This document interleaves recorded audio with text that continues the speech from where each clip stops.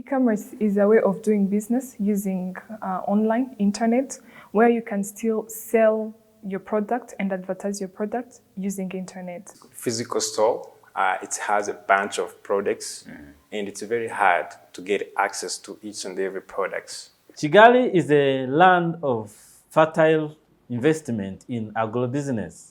Kigali has been a busy city, and for that it has created a lot of employment and a lot of opportunities for young entrepreneurs as well as the big entrepreneurs. Welcome back to another episode of Living in Kigali. As always, my name is Murungi Sarah. In today's episode, we will be talking about all the necessary tools that are needed for you to take your business from whatever it looks like right now to digitizing it. So we'll be talking about the tools that you can have for free. So stay tuned and enjoy the show.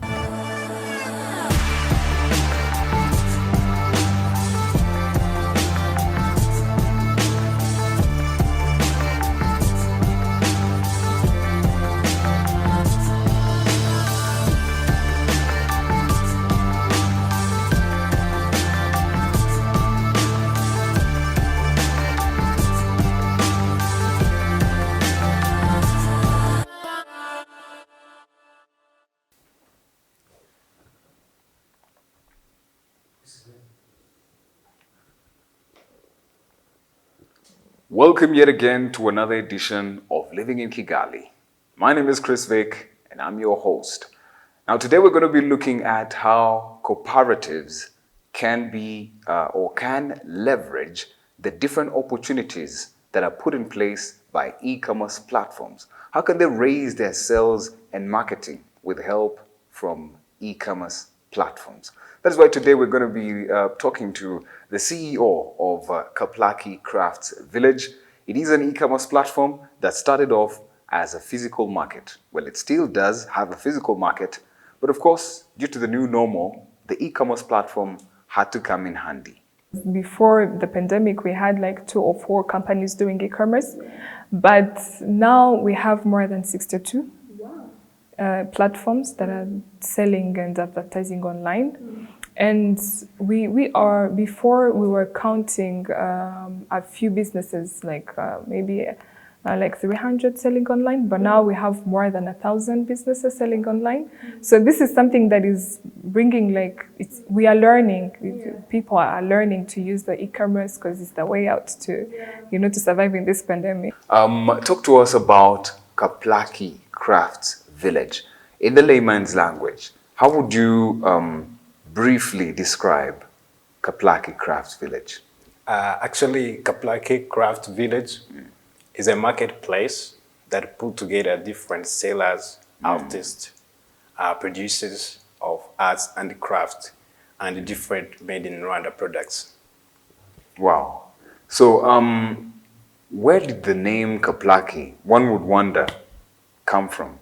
Actually, Kaplaki started in 1997 as a cooperative with the aim to make the best market that put together each and every craft and all the sellers to come and give what they have to the people who love arts. Shoraweze is a crowd farming. It is a crowd farming. We are dealing in farming, agribusiness farming. We came up with this idea after realizing on how people keep with their money and their money is not accumulating. They have money in their account, they are not getting any profit. And also we came back here in Rwanda, we looked on our local people, they have land, but they are not exploiting the land simply because they don't have financial support. Thus, with us, shoraweze, we decided to create a platform whereby we engage diasporas in investing in our lands in Africa. I mean, in Rwanda and in Africa in general. Now, considering the whole COVID-19 pandemic, there's a lot of problems that have risen, more problems than one, right? But also, it's very important, very imperative for us to realize that there are also other opportunities that have risen from that. For instance, the whole aspect of e-commerce and digitizing our businesses, as well as globalization at that. Now, what are some of the opportunities that are availed for entrepreneurs here in Kigali so that they can leverage this new wave of e-commerce and digitizing our businesses? So for this one, I will talk about WhatsApp business. This is a way of doing your business online by using your WhatsApp, your normal WhatsApp application that you have. So this is an application where you can order and receive your product using WhatsApp. So the opportunities which are available online is the big number of people. The big number of people who are searching through. Like for us, for example, we get 22K visitors on our platform, which is per day or maybe per week? Per month. We get 22 per month. And per day, we get almost 1,000, which is impossible to happen in a physical store. They can't even fit in. But on e-commerce like this, 1,000 people, they can shop at the same time.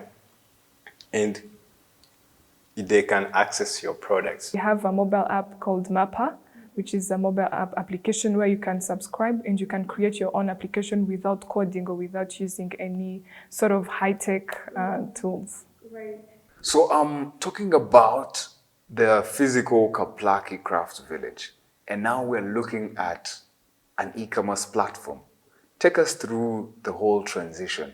How did you guys, who are used to sculpting wooden art pieces or metallic or whatever form or material they could be, how did you guys now think of an application, and who did you look to help you with setting up that e-commerce platform that would definitely work out for you? Actually, and as an artist, when you're at home making your crafts, trying to come up with something creative. When it comes to an e-commerce, it becomes easy because I can immediately where I'm crafting my stuff and then upload them online, and then it goes everywhere to everyone. And I'm easily going to access the wide market. So such things, it's made us believe that we can come up with an e-commerce to access a very big market that we can't get in a physical store. Diasporas, they have been with many challenges whereby sometimes they invest in their families and they are cheated, disappointed. So, the situation now, apparently, I can say technology is simplifying everything. So we put our programs in a digital way, whereby we explain what we do via digital system. So in explaining with diasporas, we go to the farmlands, we show them what we are doing. We have some recommendations of the people that we have signed with them contracts. Even some markets we have already can entice the diasporas to invest in our programs. Well, the opportunities brought about by digitizing your businesses are endless, but there are a lot of hindrances in place that prevent entrepreneurs from digitizing their businesses. For instance, there's digital connectivity issues. There's the fact that people don't have the necessary skill sets to take their businesses online. Not everyone knows how to code. So what are some of the challenges that entrepreneurs are facing while trying to digitize their businesses? Well, apart from the coding, it's the adoption. So entrepreneurs are finding it very hard to adopt the ICT because a few of them, they don't know how to use ICT, they don't know how it works. And for that, for example, these micro and small businesses, they feel like they're not part of the ICT world, yet they are. Everyone deserves the development, everyone deserves to expand their market bigger. And for that, you have to take your business online. So basically, the adoption was one of the challenges. That is why we are putting more efforts in trainings and different incentives that is going to motivate them to be online so that they can also tackle the challenges. Actually, one of the challenges are different artists and sellers. We need to reach out to them and teach them about the use of internet and the use of e-commerce they get the equipment needed, like a computer, a smartphone, so that they can be able to open a store online. That's first challenge. And one of the challenges we had was like to deliver. At first, the first challenge we hosted a website and we made an e-commerce, and we wasn't ready because we couldn't also believe that it's gonna happen. But once we registered it, we started receiving different orders. So we had to be able to start delivering immediately without the things in ready. So that was the challenge, but now we are starting to solve it. Oh, that's quite interesting.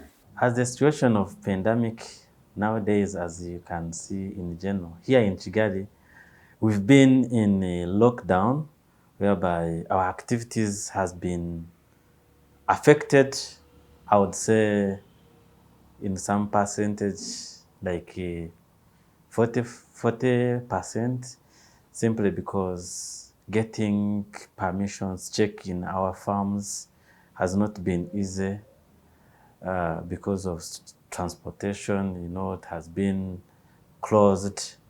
And also it has affected our investors because communication is not smoothly well delivered since we have been in these challenges.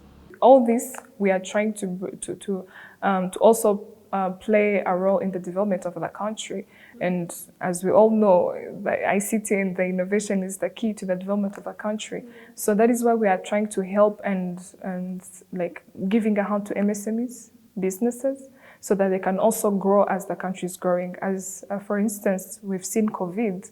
COVID has played a really, really big impact to the losses of different companies that have really got declines in their revenues and everything. So we are trying to give them that opportunity so that even if there comes another wave similar to COVID, they can still operate. That is why we are trying to bring them online so that we can give them a hand. And even if we are in lockdown or they cannot do businesses physically, they can still operate online. And actually, I would like to encourage everybody, like every artist, every craftsman, to be online, to be visible online, because there is a big number of people who are going live, who are going online each and every day, and it's growing even in our country, even outside the country. So once you have physical space where you do your stuff, it's really much better if you also add the value to your stuff by creating an online presence. If someone can believe in investing in gaming, in investing in these sports and whatever, how about investing in our agriculture, which is visible, whereby you plant and you are assured of what you are planting? For example, for us, we have contracts with insurances companies, we have banks we are dealing in with, and we sign contracts with our local farmers. So to another extent, our products where we are dealing in, they are products that are with ready market. no matter how small you are or no matter how big you are, you need online, you need internet to survive in this world. Because we would love to see more people expanding their businesses. And for that matter, you need to go online. You might be maybe not having a lot of money to create your own website, but we have existing platforms that we can help you to sell on those existing platforms. We can help you create your own mobile application, and we can also be giving you trainings of how you can sell and buy online. You heard it straight from the horse's mouth. There is a lot that you can gain by having an e-commerce platform or having an online presence, literally. In this new normal with the COVID-19 pandemic, you who has a physical marketplace could gain a lot online. My name is Chris Vick, and this is Living in Kigali. Hope you learned something from today's episode, and I'll definitely catch you next time.